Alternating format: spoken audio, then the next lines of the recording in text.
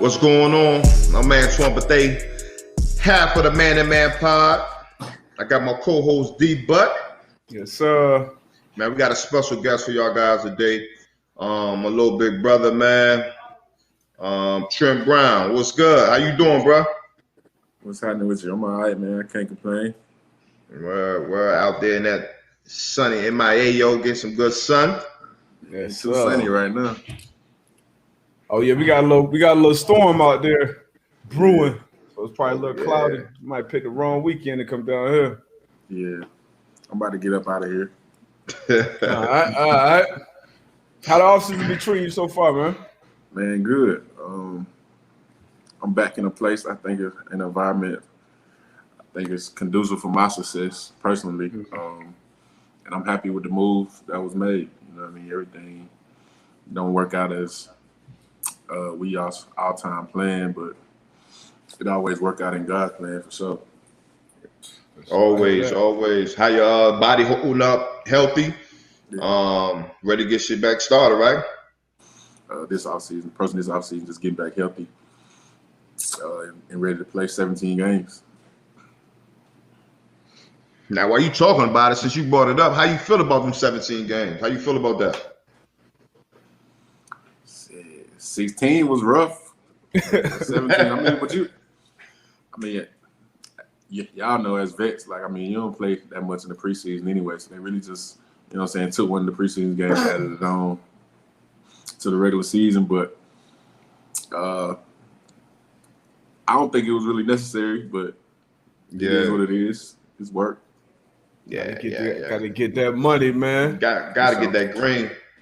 How I feel being back in Foxborough, man. I know a lot of people, so that was where I was drafted to, and that was my first experiencing. I'm like, damn, boy, this so this is what the NFL is, huh? Then at the end of my career, went other places.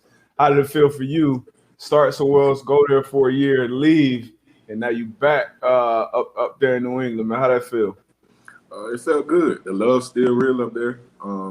It's just back to I enjoy the process. You know what I mean? Just going to work, and it's just strictly work. You know what I mean? It ain't really everybody shoot you straight.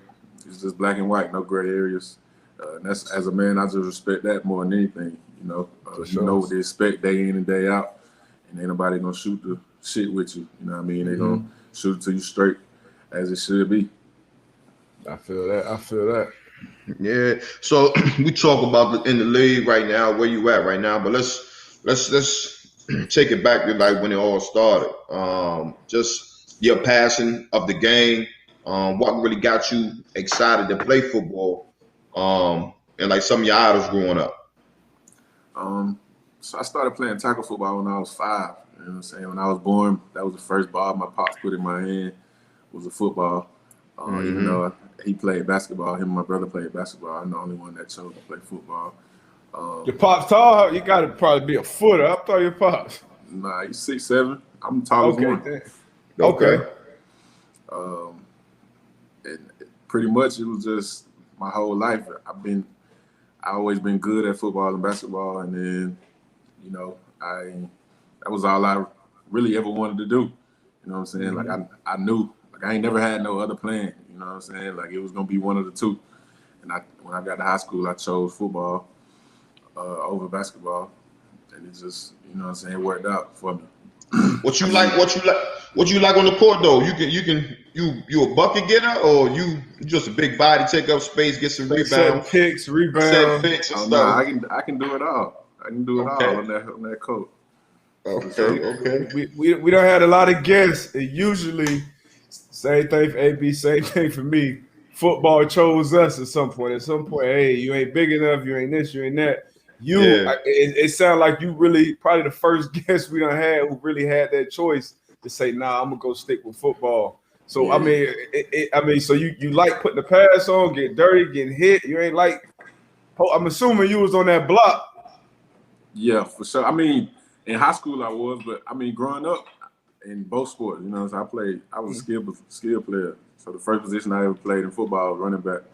And I played guard growing up because my pops ain't never let me play with my age group. So I always played up an age group or two. And I played guard, running back.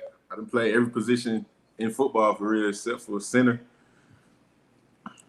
And I play all five on the basketball floor. Okay.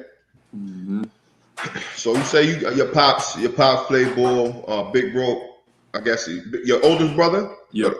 Oldest brother played ball. Like you say, you got the high school chose football.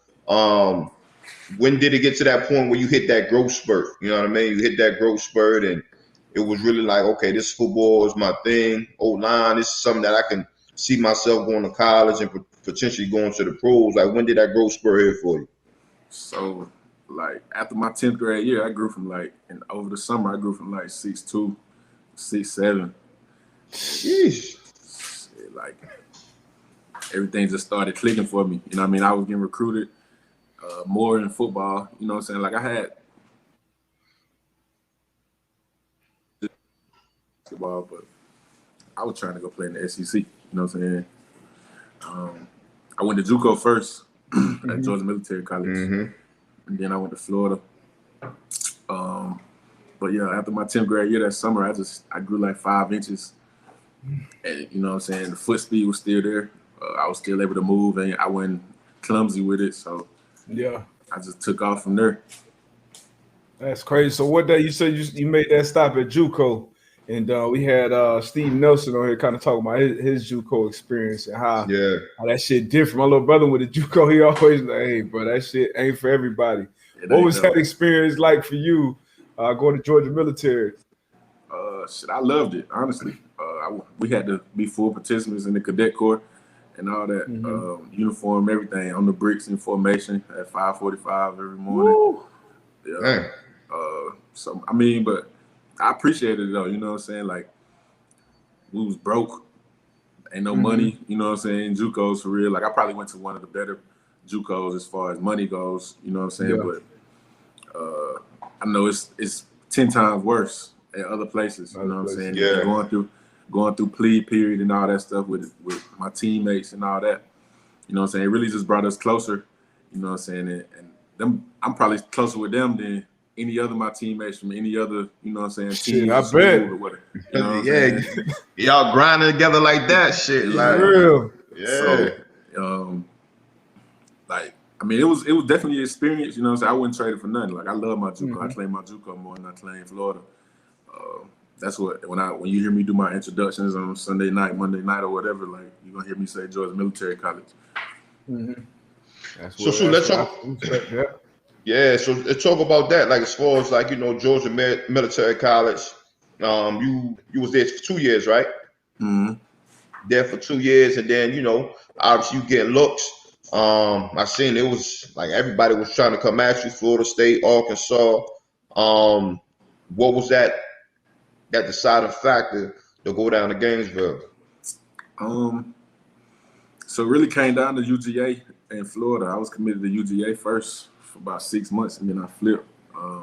They both equal distance from the crib. And at the time, you know what I mean, UGA had a lot of players, you know what I'm saying, getting in trouble and shit. And then, I mean, not to say that, you know what I'm saying, I would have fell in the trap, but it was just, it was like 45 minutes away from my JUCO. I was always there. I necessarily had to go through that maturation process, or, you know what I'm saying, getting used to the surroundings and whatnot, because I was there so much already, you know what I'm saying. And then Florida was one of those schools that didn't promise me nothing, but the only thing they just promised me was an opportunity. They didn't come promise me that I was going to be a starter or anything like that, you know what I'm saying. So I respected that. And, you know,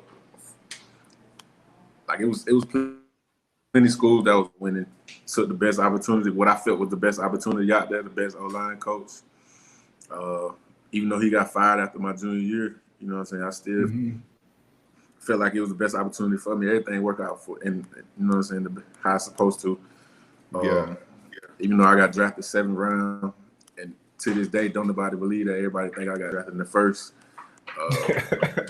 You know what?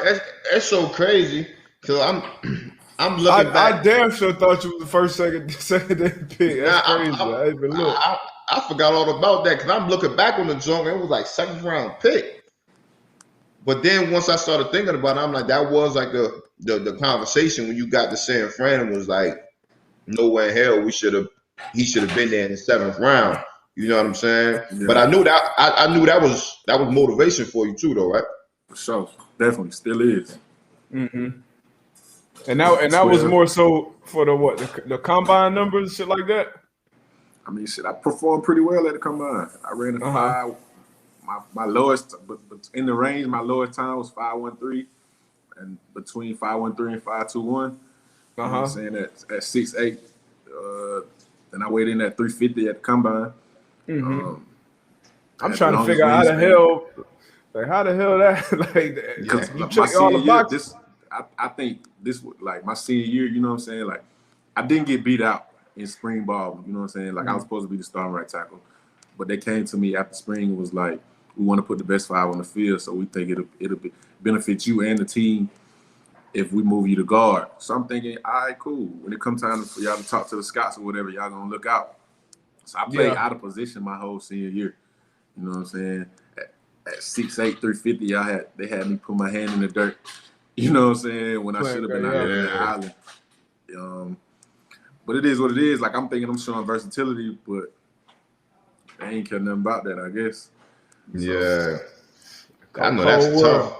Shit, 6'8", 350, putting your hand in the dirt every down. You can't never get that little. I know that one stance y'all like to get into. They know it's past. That 2 minute stance, you can't never get in that. No, that shit hurt, boy. But damn, that shit. But so what was it like? I mean, so your first 3. When did you become a starter at Florida? It was like 5-6 games into the season. The dude that was in front of me. Well, I was really. So that Missouri game, Michael Sam, I think he got like 3-4 sacks or something. You know what I'm saying? On this one dude. I can't remember his name. It was a white dude. And the tight end coach was going crazy on the sideline. He was like, man, put Trent in the game. Like, everybody was, you know what I'm saying, wanting me to be in the game because they know what I can do. Yeah. But just politics played a role in it. His pops and granddad was, you know what I'm saying, whatever top offensive lineman award winners in the NCAA, all that, you know what I'm saying, all that type of bull crap. And then he was going crazy. But the next week, we played Georgia. It's Georgia, Florida. Y'all know that's the biggest rivalry. Yeah. You know what I mean? So we played Georgia. We playing Georgia. But I was gonna be the starter anyway. But that Monday or Tuesday, it was raining. He was riding his scooter, fell off and broke his elbow. Oh shit! You know what I'm saying? So they tried to play it like, oh, I'm starting because he broke his elbow. But I was really about to start that week anyway. So I went out there. He just gave him a 4-piece. I went out there, balled out, like lights out. You know what I'm saying? Like, this motherfucker start in the SEC in the biggest game there is around. You know what I mean? And like, run game, I had a real solid game. Pass game, I had a real solid game. And like that next Monday, it's like 20 scouts at practice. They said they ain't seen that many scouts at practice in Tebow. You know what I'm saying? Oh shit, yeah. Okay. So like, that's when the light really clicked for me. You know what I'm saying? And then it's just one thing after another. What was like that moment, man? Because I know it had to be a moment. Was it that? It was the first one at first, because that's a big game. Obviously, a big moment to be in. Some of us, we just numb at that moment. We just go. And then others, it could have been some point later in your career when you played somebody, maybe shut them out. When was that real moment where you was like, okay, I could do this on a high level, not only here in the SEC, but on a high level in the league? So the moment for me in the league was, I remember somebody got hurt, and we was playing the Bengals at home, and somebody got hurt, and I ended up going in. I think Marcus had got a concussion, and I ended up going in. And right time, they moved Pierce to right guard, and like, I pretty much ran through the whole D-line room, like every D-lineman that was up that day. Like, I shut up, you know what I mean? I had a solid, like, it was like into the second quarter, and I finished the game out, and I just ain't.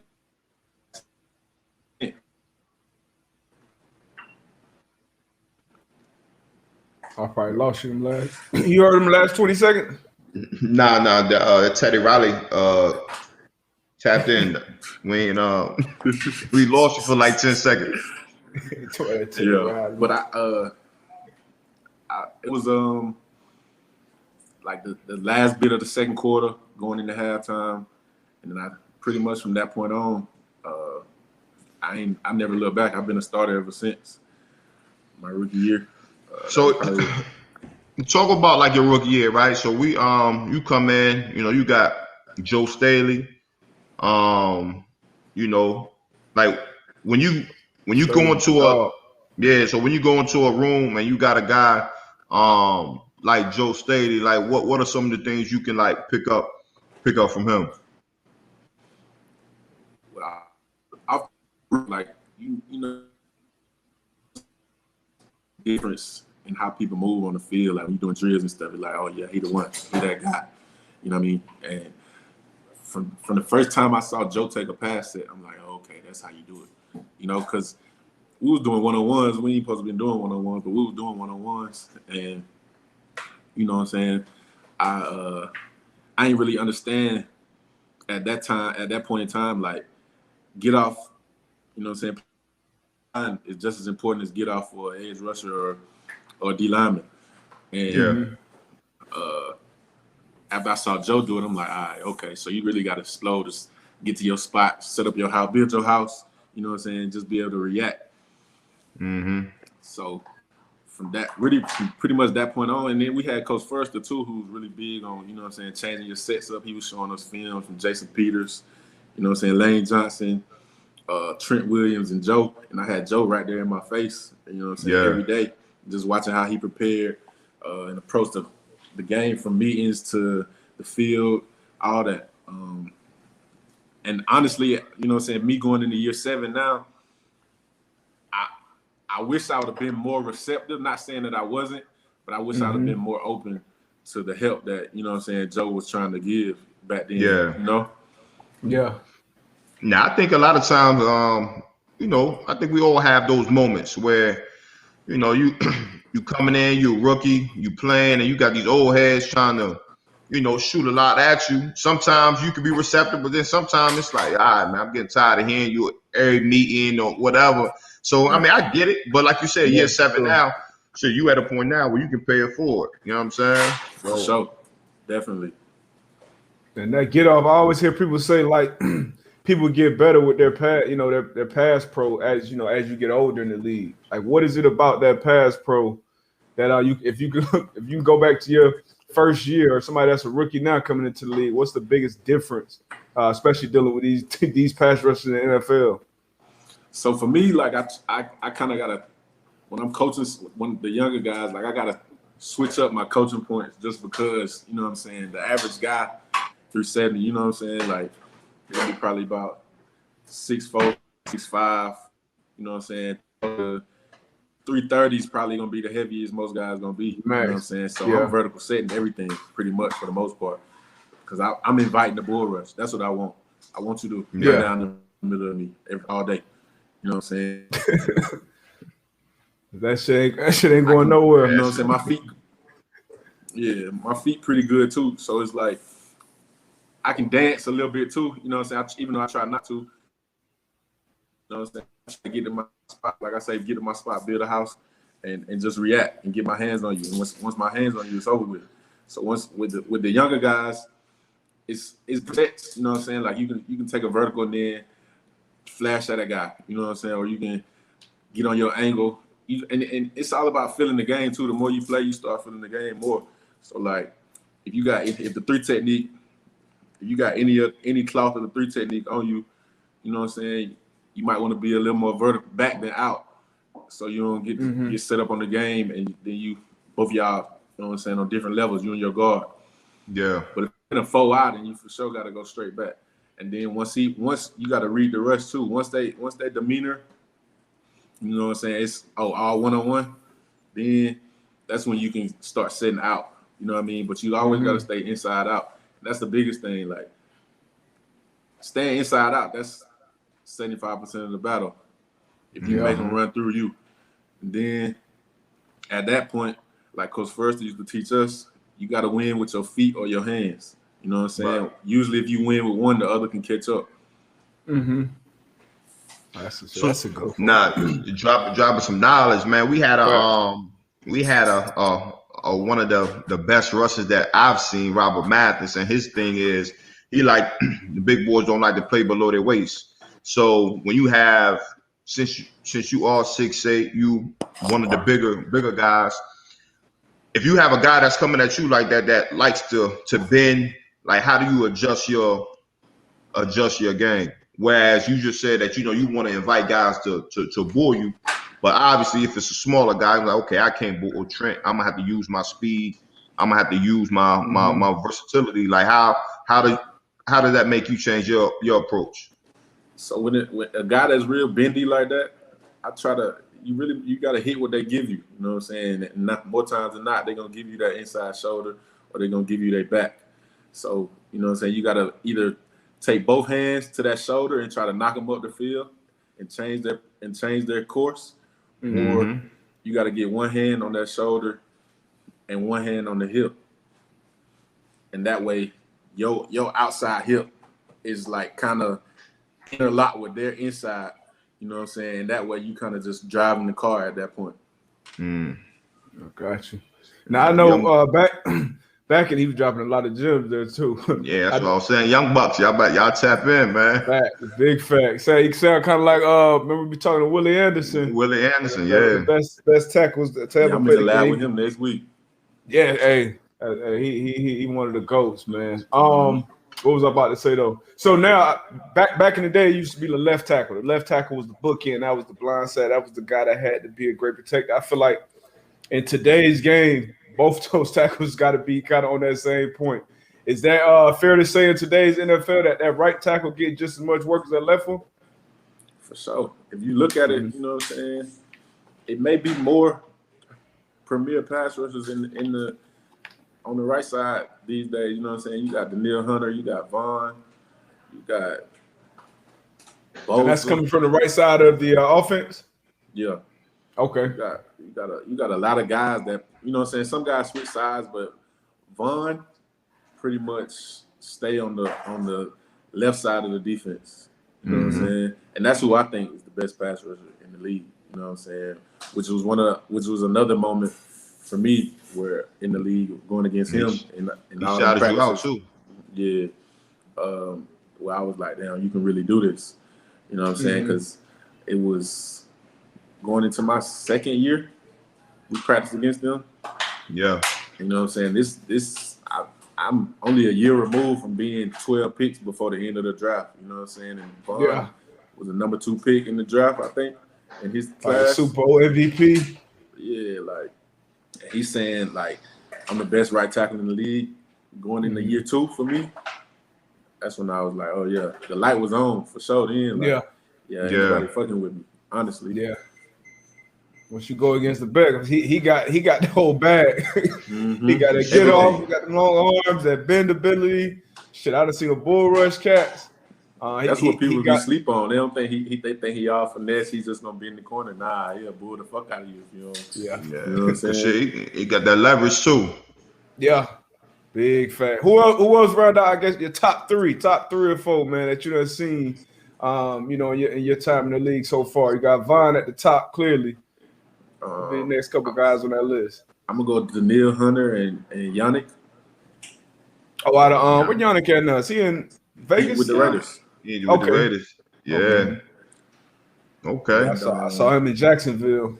Another guy, I can't think of his name. I always forget his name, but he played with the Rams for a long time, and then he was with the Dolphins, and I think he with the Bears now.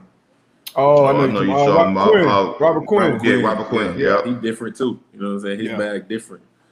Yeah, that's one of them guys that, you know what I'm saying, you got to get your hands on him. Like when I was saying, you got to just hit whatever service he gives.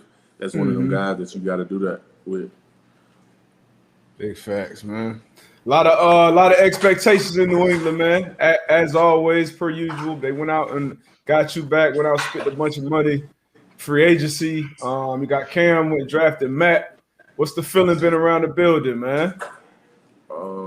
Everybody working. You know what I'm saying? It was a lot of participation at OTAs, and pretty much everybody was in the building for majority of the time. I know I was there from day one just because, you know what I'm saying, I wanted to get back in the flow of things. And I know the training staff there is A1, you know what I mean? It ain't really like other teams where where you kind of get the thought in your head where like they don't know what they're doing and all that. Like they're pretty good. Like everybody in the room, everybody in there, you know what I'm saying? So I was really trying to be there again. And focusing on, you know what I'm saying, like I said, get back healthy. I was getting with Moses, strength and conditioning staff, trying to get stronger as a part of, you know what I'm saying, getting back healthy so I could play the full season. So we done had guys on here. Everybody kind of got their own different adjustments, different evolution throughout the league. What's kind of been your biggest, I guess, adjustment from year 1 to year 7 for Trent?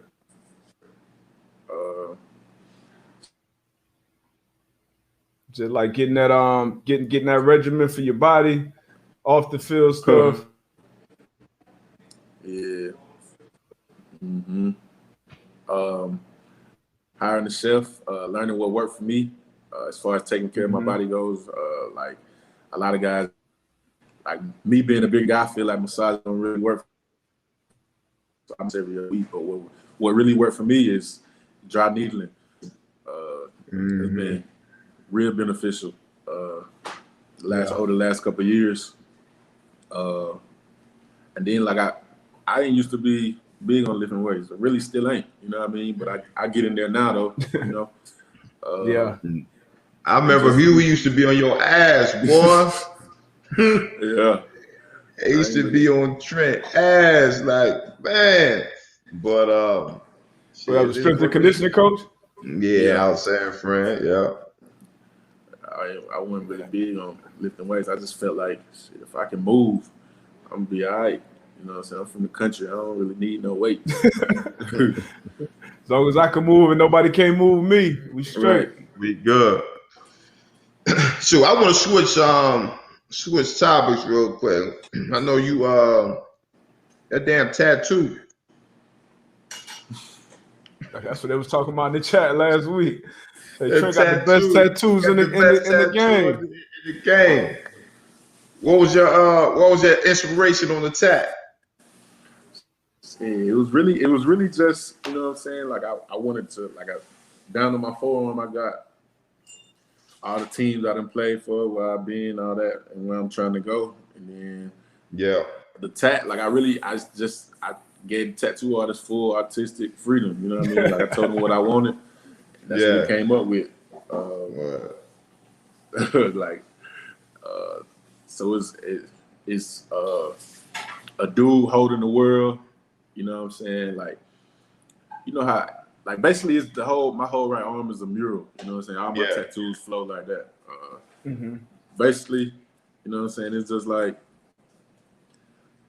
the song, Mike Jones. Back then they didn't want me, now I'm hot, they all on me. You know what I'm saying? Like, that kind of deal, you know what I'm saying? No, I like it, man. I like it. Yeah. You got the 24. That's your zip area code. What that? What 244? Nah, 244. That's the number I was drafted. Oh, okay. I got you. It's all inspiration, shit. It's there. What's the craziest reaction you done got from that tattoo? Somebody from your family, one of your friends? Nah, everybody just be like, I remember the first time somebody saw it, they was like, offensive lineman supposed to have tattoos like that right there.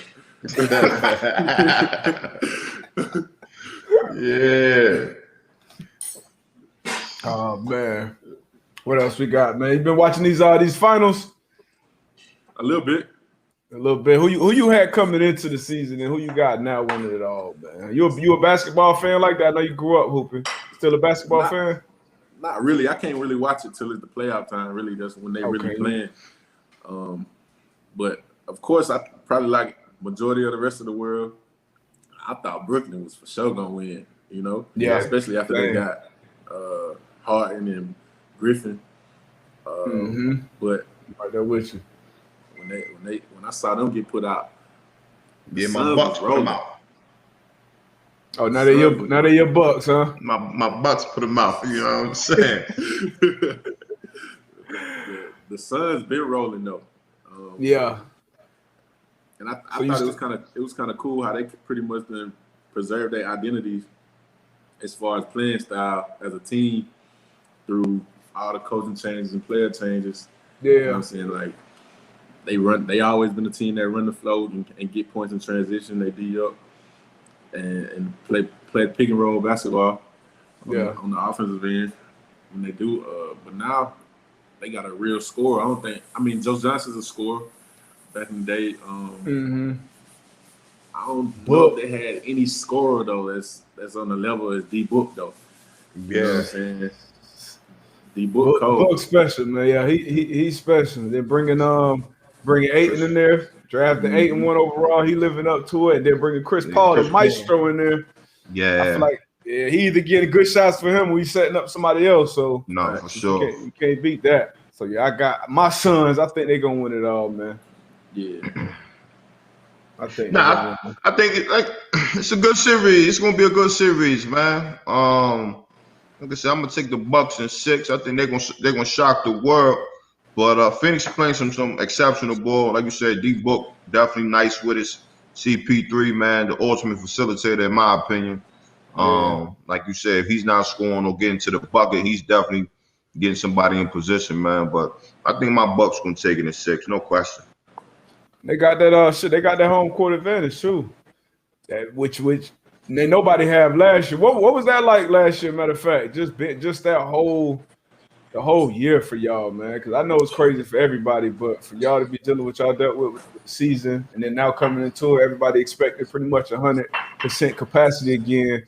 What was that year like for y'all, man, as a professional athlete? It was different. You know what I mean? Like I think it was a true competitors arena.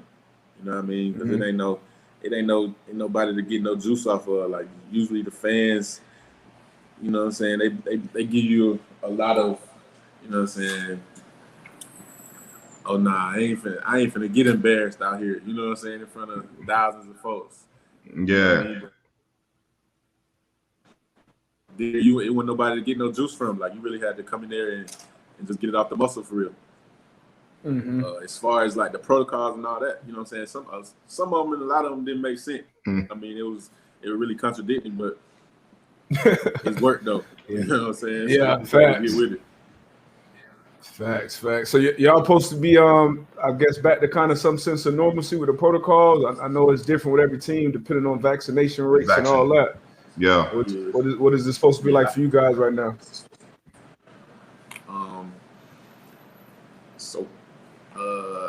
Pretty much if you vaccinated, it's back to normal. So okay. A lot of other guys, they got to be in a different locker room, or they got to be separated when we're not on the practice field and all that. I don't know full detail about all of them, but yeah, it's like I went in and got the vaccination just because I ain't trying to go through another year like that where tested every day. Yeah. Can't have people on the road. Right. That shit tough, man. But yeah, man, to each his own, man. You know, wishing, hoping. It looks like, you know, we're gonna be back to, like you said, D-Buck, a normal season, man. So can't wait to see it. That's a fact, man. Who y'all open up with? I don't even know. I just know week 4. It's that big one. Ooh, who y'all got week 4? Tampa.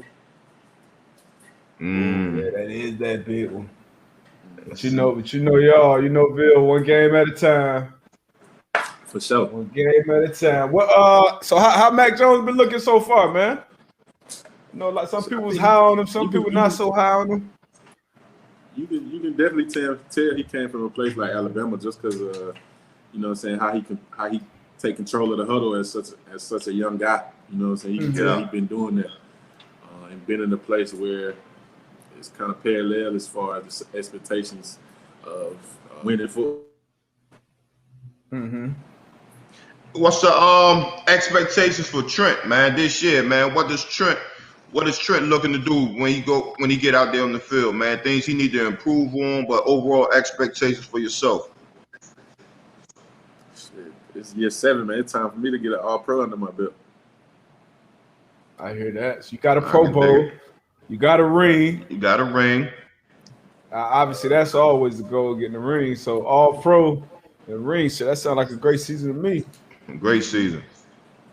And y'all open up the Dolphins, by the way, at home. Division. Yeah. Mm-hmm. I think that'll be a good one. Yeah, the AFC ain't the AFC that it was a couple years ago, for sure.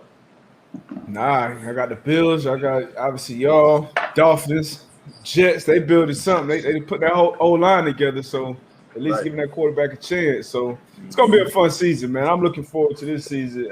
I ain't been this excited about a football season for a while. I ain't going to lie. Nah, it's going to be a good time. It's going to be a great one, man. That's it, man.